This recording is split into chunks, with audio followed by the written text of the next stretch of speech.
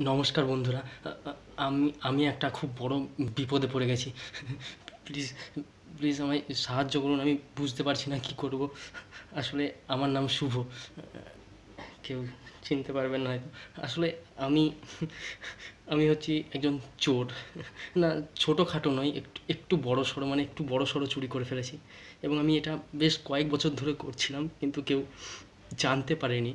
কিন্তু এখন সবাই জেনে গেছে আর ওরা এখন আমার পেছনে পড়ে আছে।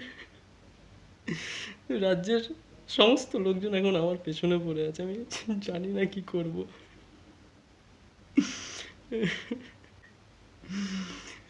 এত- এতদিন আমি ওদের মারতাম, আর এখন ওরা আমাকে মারছে।